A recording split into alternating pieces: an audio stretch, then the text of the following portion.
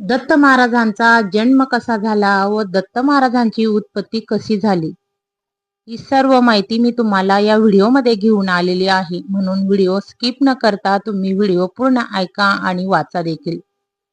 कारण की गुरुचरित्र हे खूप महत्वाचा ग्रंथ आहे. चरित्र अद्भुत गुरुरायांचे पारायण करू त्या पोथीचे. नृसिंह सरस्वती अवतारातुनी ताप हरिले सकल जनांचे.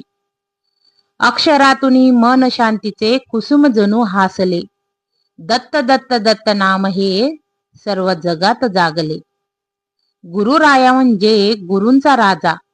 श्रीमान श्रीपाद श्री वल्लभ नृसिंह सरस्वती स्वामी महाराज हा अवतार त्यांनी सर्वत्रांचे त्रिताप म्हणजेच अधिभौतिक अधिदैविक आणि आध्यात्मिक हरणारा आहे. म्हणजेच आपल्या जीवनातील जे काही प्रश्न असतात ते प्रश्न आपण गुरुचरित्र पारायण करून ते आपण कमी करू शकतो. आपल्या प्रश्नांचा प्रभाव कमी होत असतो. अध्यात्माची गाडी सुसाट तेव्हा धावेल जेव्हा भौतिक व दैनिक खडखडाट संपेल. ज्याप्रमाणे उपासीपोटी भजन होत नाही तर गुरूंचं चरित्र कसं आहे तर हे अद्भुत आहे. ते केल्याशिवाय आपल्याला कळत नाही. या चरित्राचं पारायण करूयात, ज्यामुळे सर्व दत्त दत्त दत्त नावाचा जागर होऊन जागृत होतील.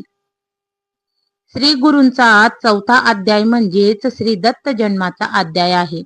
या अध्यायामध्ये दत्त प्रभूंचा जन्म कसा झाला ही सगळी सविस्तर माहिती आहे. नामधारकास अत्रि अनुसयाच्या घरी त्रिमूर्ती दत्त प्रभू अवतरल्याचा प्रसंग सांगतात. त्यानंतर नामधारकांचा प्रभूंचा प्रश्न तयार असतो. नामधारक सिद्धाला विनंती करतो की दत्तात्रयांचा अवतारू सांगितला पूर्वापारू. पुढे अवतार झाले गुरु कवने परी निरोप दिले. म्हणजेच दत्त महाराजांच्या अवतारानंतर कोणत्या गुरुचा अवतार झाला आणि त्यांच्यापासून कोणते दैवत उपजले, म्हणजे दत्त महाराजांनी कोणत्या रूपामध्ये जन्म घेतला असं तुम्ही आम्हाला सांगा. या विनंतीमध्ये एक शब्द खूप महत्वाचा आहे आणि गुप्त उकलणारा आहे. 4थ्या अध्यायात ब्रह्मा विष्णू महेश माता अनुसयाचे सत्व पाहायला येतात व तिच्या तपोबलाने बालक होऊन जातात. म्हणजे ब्रह्मा विष्णू महेश हे अनुसया मातेचं तप किती मोठा आहे ते तिच्याकडं नग्न होऊन जेवण मागत असतात आणि ते मातेची परीक्षा घेतात. तिघातील ब्रह्मा व महेश अत्रि अनुसयेची परवानगी घेऊन तेथून निघतात. श्री विष्णू दत्त म्हणजेच दिलेला म्हणून माता पित्यांजवळ राहतो. त्यांचं एक रूप होऊन दत्त महाराजांचा जन्म होतो आणि ते अनुसया मातेजवळ राहतात. यालाच पहिल्यांदा गुरु म्हणून संबोधण्यात आले आहे. त्याचं नाव दत्त व तो पहिला गुरु म्हणून तो झाला आहे. दत्त गुरु म्हणून नामधारक सिद्धाला विचारतो की पुढे अवतार झाले गुरु कवने परी, म्हणजे पुढे गुरूंचे अवतार कसे झाले आहेत ते तुम्ही आम्हाला स्पष्ट सांगा. मग सिद्ध श्रीपाद वल्लभ व श्री नृसिंह सरस्वती स्वामी महाराज यांचा दोघांचा अवतार झाला. तपशील नामधारकात सांगतात, पूर्वी मी गाणगापुराला जात असे. त्यावेळी मंदिराबाहेर असोरीत भक्तींसाठी अभिषेक चालत होता. मोठ्या परातीमध्ये मोठ्या पादुकावर त्यावर शिवलिंग व गणपती ठेवून एक रुद्र अवतरण होईल. त्यावेळी गुरुभटजी सांगतात की अभिषेक सुरू असताना तुम्ही दत्तगुरु म्हणत राहा व नंतर प्रदक्षिणा करताना देखील तुम्ही दत्तगुरु म्हणत राहा.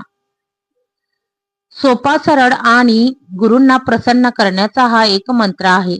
त्यांच्या नावानेच ते प्रसन्न होत असतात आणि दत्तगुरूंचाच अवतार नृसिंह सरस्वती यांचा देखील आहे आणि स्वामी समर्थ महाराज देखील ते दत्तगुरूंचाच अवतार आहे. किती सोपा मार्ग आहे आणि मंत्र आहे.